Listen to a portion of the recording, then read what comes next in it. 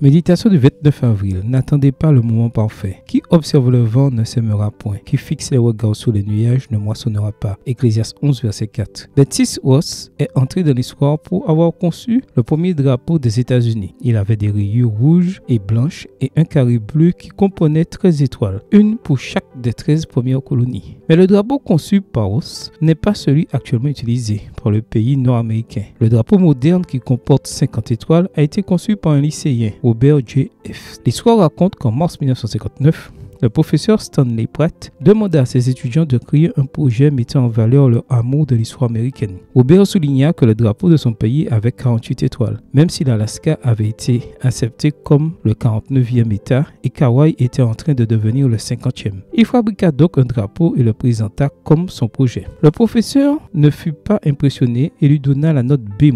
À la protestation de Robert, M. Pratt lui dit « Si le Congrès approuve votre conception, je modifierai votre note. » Robert ne perdit pas de temps. Il contacta le gouverneur de son État, l'Ohio, et son représentant local au Congrès et leur offrit le drapeau qu'il avait conçu. Il aurait également écrit plus de 20 lettres à la Maison-Blanche, jusqu'à ce qu'il reçoive un appel du président Eisenhower qui confirmait que son projet avait été accepté et qu'il ferait ses débuts le 4 juillet 1960. Robert F. est un exemple louable de ce que signifie être proactif. Il n'a pas attendu que le Congrès prenne une décision, mais a plutôt pris l'initiative et a cherché à atteindre son objectif. Salomon a écrit le verset d'aujourd'hui juste pour nous motiver à agir, afin que nous puissions être des jeunes proactifs. Qui observe le vent ne sèmera point. Qui fixe ses regards sur les nuages ne moissonnera pas. Il y a des gens qui repoussent constamment leurs projets et leurs ambitions et ne prennent pas de risques, souffrant de paralysie analytique en attendant le temps parfait. Le prédicateur savait que nous ne pouvons jamais tout contrôler, puisque nous ne pouvons pas prédire toutes les circonstances. Ainsi, inspiré par Dieu, il nous motive aujourd'hui à entreprendre de nouveaux objectifs sans être paralysé par la peur. Es-tu prêt à être ce genre de personne? Amen. Bonne journée à toi et que le Seigneur te bénisse.